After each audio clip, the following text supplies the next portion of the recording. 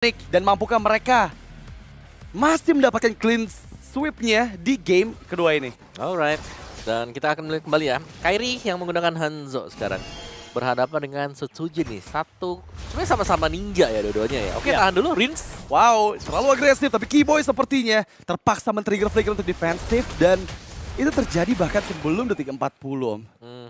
Jadi kepakai ya sebenarnya untuk semua source-nya, tapi Ada Purify juga. Keyboy dengan pull yourself together ya. Karena kelihatan dari timernya bukan 120 second. Tapi ada di angka 100-an tadi. Masih cukup oke. Untuk di early ya apalagi ya. Masih bisa kelihatan agresif lah. Tapi tergantung nanti masuknya bagaimana juga untuk Setsujin. Karena dia kan versusnya Kairi nih. Jangan sampai Kinjutsu yang kena nanti. Ya, tapi Hanekage. HDKG dia ya. Tapi jujur dengan Hayabusa yang diambil, apabila kalkulasi dari Kairi kurang tepat gitu ya, Quad Shadow bisa juga nih connect dari Kinjutsunya dari Hanekage-nya dan langsung ke tubuh aslinya. Tapi kali ini lihat gimana Idok yang mulai coba ditarget tapi Kairi masih bisa menghindar, menjauh dari jangkauan member-member RRQ lainnya. Rins memberikan backup-an, tapi ya dengan mobilitas yang tinggi pastinya Sans juga bakal bisa ngeganggu lane lain dari RRQ. Ya, yang penting sebenarnya ada dari Sans. Bagaimana skill shotnya dia bisa connect, bagaimana nanti dia akan bisa melakukan follow up ketika ada Tsunami Slam. Itu yang harus kita nantikan di menit yang kedua ya. Di turtle akan spawn juga. Sementara Kairi memang masih bisa bebas banget untuk melakukan farming, tapi tadi yang dapetin Idok. Scavenger Crab yang diambil oleh Idok membuat keuntungan pastinya. Dan ini mempercepat juga untuk level 4 ya yang dipegang oleh Idok. Kita bakal lihat untuk di tengah, sepertinya pressure sudah mulai berasa ke arah range.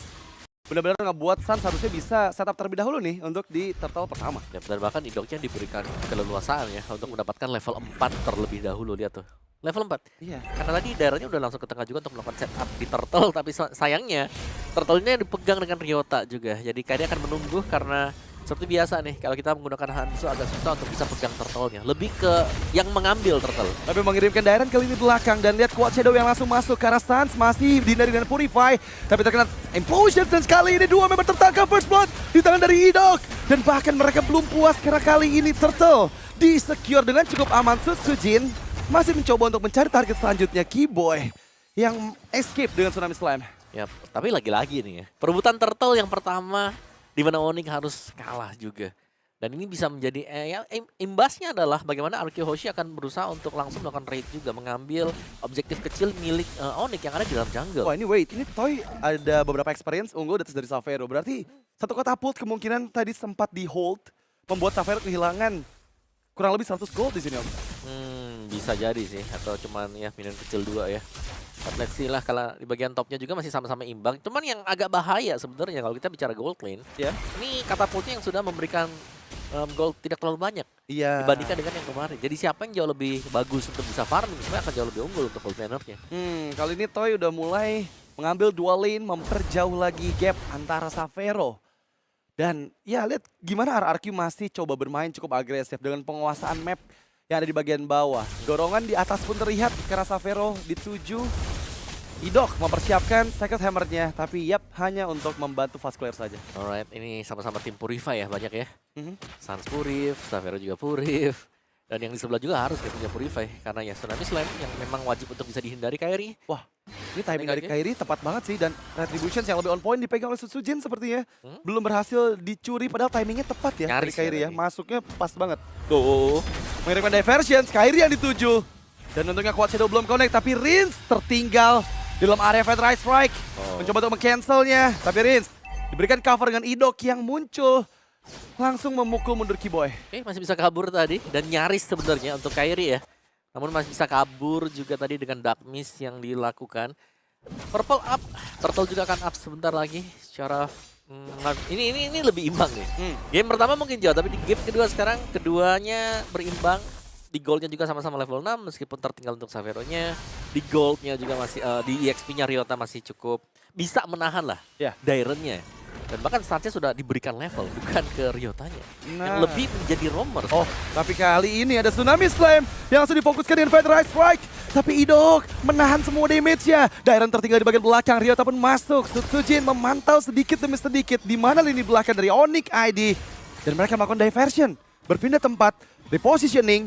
Keyboy yang dituju, dan Keyboy sepertinya bisa untuk dipunish. Masih terlalu tanky sepertinya dan malah membuat Dairen ke lini belakang dari Kairi, dan Kairi berhasil mengeksekusinya. Rins di sisi lain juga gak bisa diselamatkan. Tidal Strike yang sangat menyakitkan membuat dua member dari Anarchy OC menghilang, tapi Sutsujin belum cukup puas. Ada implosion yang dibuka, dan kali ini Retribution yang lebih on point di tangan dari Sutsujin. Meskipun Idok menghilang dan Sutsujin pun gak bisa selamat. 4 player down dari Anarchy. Yap, dan bukan hanya player yang down ya. Turtle memang bisa dapatkan dengan Arky Hoshi, tapi purple buff-nya diambil sekarang.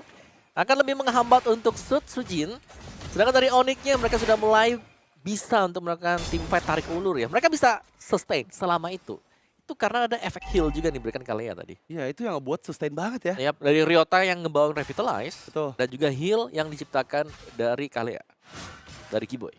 Ya, itu yang dari tadi ngebuat siapapun member dari Onyx yang kena poke dari RRQ bisa nge-regen HP-nya kembali. Dan kali ini menjadi keuntungan untuk Onyx, meskipun lagi-lagi masih perfect objektif untuk Anarchy Hoshi. Dan mereka masih belum ada gangguan juga ke arah Xavero. Berbeda dengan game sebelumnya yang Xavero itu jadi target utama ya oleh teman-teman dari Anarchy Hoshi. Yap. Dan memang sih kalau sekarang itu lebih ke EXP ya. Tapi EXP pun sudah mulai berubah fungsi juga gitu loh. Kayak masuk ke menit yang kelima, EXP akan jadi second tank atau second roamer. Dimana lebih ngebadarin saja yang lain. Kiboy bersama dengan Xavero hanya bisa melihat bagaimana tarotnya akan diambil oleh Toy atau dengan katapult. Ya, situ dia. Arky Hoshi berhasil untuk mendapatkan outer top turret milik dari Onyx. Tapi goldnya masih dipegangkan Onyx ya. Jadi masih sangat seru banget. Apalagi di bagian bawah nih. Masih dipanjangin lainnya dengan Sutsujin. Jadi masih ada 30 detik sebelum Turtle akan kembali spawn. Belum ada gebrakan lagi yang dilakukan oleh kedua tim ini. Iya, tapi Anarchy kehilangan mid outer turret Om. Di waktu mereka memberikan pressure di atas. Jadi setengahnya sama-sama juga Onyx mendapatkan keuntungan yang sekarang malah bisa dibilang jauh lebih untung. Karena dua buff dari Sutsujin sudah mulai terekspos dan harus hati-hati banget sih nantinya. Ya, tapi sebenarnya tugas dari Anarchy juga adalah mendapatkan objektif ya. Mereka punya Logi, mereka bisa maksimalin Tsunami Slam. Wow, kali ini combo wombo karena Dairon dan di-all-in begitu saja. Pada yang masih gagal. First crack yang dibuka, tapi Soul Snatch yang sangat menyakitkan dari Kairi. Men-take down Dairon untuk kedua kalinya kali ini. Alright, diversion ke purple buff di... Sudah terekspos tapi implosion flicker! Kairi down! Dan itu dia yang menjadi target utama dari Anarchy Hoshi. Ryota membuka Glorious Pathway, menutup jalan pulang dari Anarchy Hoshi. Di waktu yang bersamaan, Sutsujin pun berhasil mendapatkan turtle yang ketiga. Dua perfect turtle untuk Anarchy Hoshi. Sebuah diversion yang sangat manis tadi. Yang berhasil diciptakan oleh Anarchy Hoshi. Itu miss timing. Meskipun Kairi tahu. Iya. Mungkin ada orang di sana. Tapi yang tidak disangka adalah Idok yang tiba-tiba flicker. Dan bahkan dia di dalam turret tadi. Dan wow, itu benar-benar langsung hilang di tempat dengan semua kombinasi yang dilakukan. Ya udah gak bisa sih 4 lawan 1 ya. Iya, kondisinya juga backup-nya nggak ada ya. Karena tadi makro dari player Onyx mungkin nggak mengarah ke arah purple buff-nya. Yap. Dan mereka tahu sih, Arky Hoshi tadi tahu kayak pasti sembunyi dekat dengan sana. Karena ada turtle yang spawn kan di area top juga. Purple buff masih ada sekarang. Masih ada Dark Mist sebenarnya kalau mau memperbanyak stack dan tinggal diambil. Itu dia. Lagi-lagi diversion. Didugakah sekarang posisi dari RRQ? Seharusnya nggak bakal diduga karena Kiboy ceknya, tapi bukan tempat yang benar gitu loh. Justru Kiboy itu sadar kayaknya bakal ada di situ, makanya dia memutari ke arah orange buff ya di bagian bawah. Dan kali ini kita lihat Xavero benar-benar free banget Om. Ini kondisi yang cukup kurang baik kah untuk RRQ dengan free-nya Xavero? Sebenarnya iya dan enggak sih.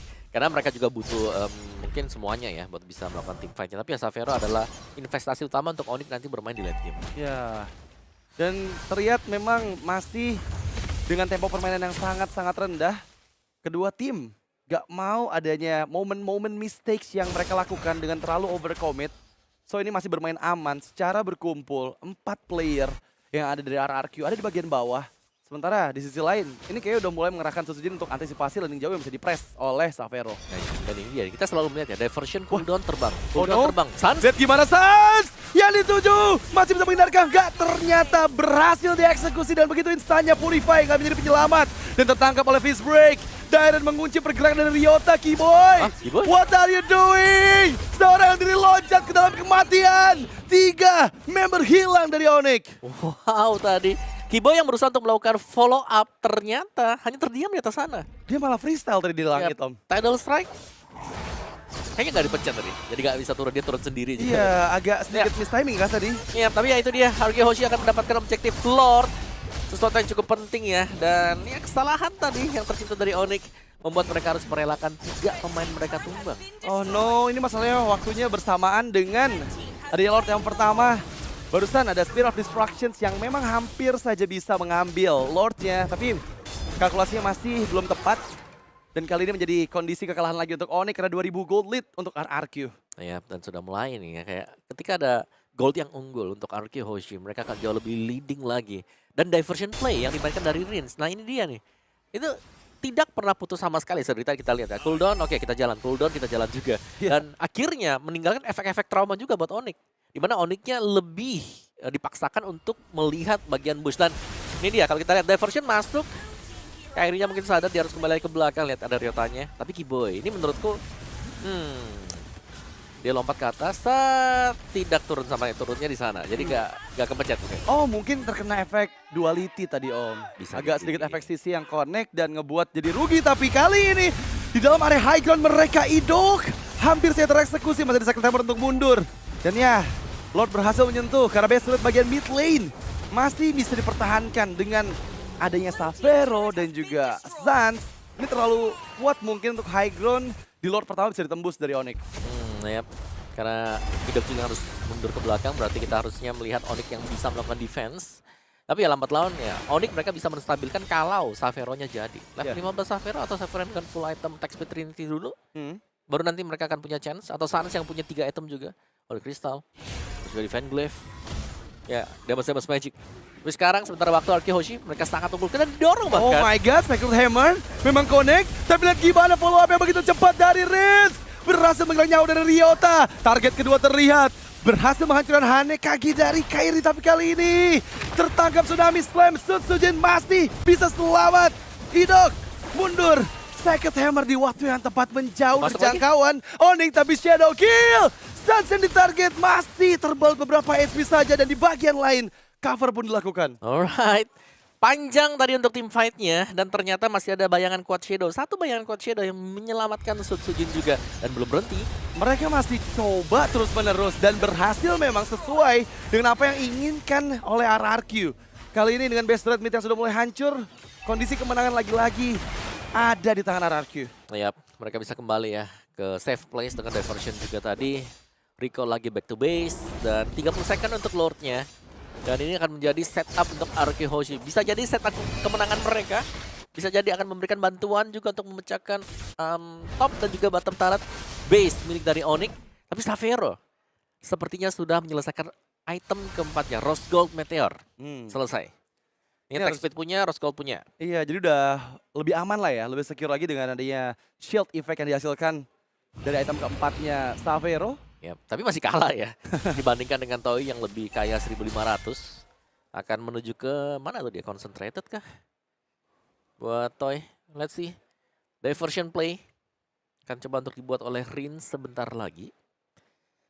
Mau nge-backup ke bawah boleh, tapi untuk isi bagian-bagiannya nih ya, purple buff bakal diambil yang pertama. Diversion juga bakal dibuka juga, tapi bisa jadi tipuan. Oh my god, Ah, ini serius dan terbaca. Idok ada di luar dari area bos, tapi kali ini backupan pun datang.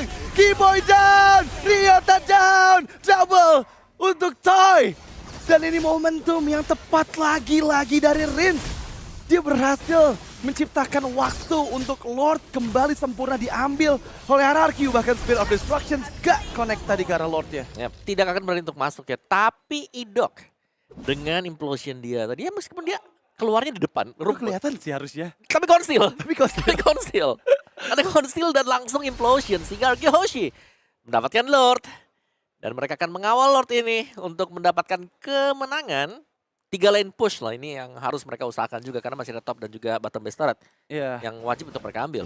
Ini belum real lane push ya sebenarnya karena kondisinya belum datang secara bersamaan meskipun kalian udah mulai mendekat sesuai dengan iramanya. Dan Savero yang menahan cukup banyak damage. Zaman force diaktifkan tapi Fatal Strike dari Stans. Memukul mundur Toy, mundur ke dalam lini belakang. Ryota down dan Kiboy pun hilang. Kali ini base terexpose. Dan sang raja dari segala raja masih menunggu momentum minion yang masuk, tershutdown sudah Toy-nya. Tapi lihat gimana Savero membeli waktu cukup banyak dan bahkan Kairi clear karena minion. Tapi RRQ Hoshi masih tertahan dengan beberapa minion lagi dengan hampir wipeout bahkan karena Dairen Ini juga dipaksa mundur. Oke, itu bisa kita bilang ya. Savero yang berhasil untuk memecahkan perhatian dua pemain dari Aruki Hoshi ditahan dengan dia, sedangkan Kairi fokus untuk menumbangkan Sutsujin. Last hit ke base-nya. Gagal ternyata tadi. Kalau Sutsujin masuk, bisa.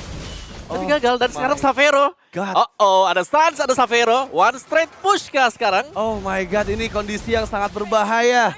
Mengingat memang beberapa saat lagi Rins akan segera hadir juga Toy. Sepertinya Onyx harus disengage. Sedikit agak overcommit tadi dari RRQ Hoshi, tapi memang itu genting banget dan tipis banget. Hanya butuh satu hit terakhir ketika ada minion. Masalah tadi nggak ada minion, Om. Jadi hitnya langsung ke body ke block gitu oleh base-nya. Iya, dan ya Savero yang jadi. Savero yang jadi yang memang damage-nya sudah besar ya tadi. Tadi beli waktunya lama banget sih. Dia megangin 3 orang. Dan itu yang memang membuat Onyx masih bisa diselamatkan di Lord kedua. Ya, dan kita melihat ya Onyx sedang melakukan turtling. Ini turtling dalam artian udah defensif dulu ya kan. Yap. Kalian maju, ada miss move seperti tadi, kita pasti ngebalikin. Satu hit bisa terjadian juga. Kairi membuka dengan Dark Mist, hanya berusaha untuk mendapatkan purple buff dan dapat ternyata. Oke, timing dari retribution-nya on point ya. Dan dia pun masih bisa ngasih damage, tapi kali ini diversion! Savero hilang! Penerasan dari Porsche. Dan berhasil memang mengantisipasi di target kedua yang bisa didapatkan oleh RRQ. Dan sekarang lihat Kairi mengejar. Memang ada quad shadow yang connect ke tertubuh dari Kairi, tapi untungnya di dalam base, jadi nggak bakal di follow up oleh Sutsujin. Dairen join in, Rins memberikan efek duality-nya dan membuka zaman Force Toy, fokus ke bagian base dan sang raja dari segala raja tanpa kekalahan di 3 match mereka. This is the real RRQ boss. Oke. Dan mereka berhasil untuk mendapatkan kemenangan yang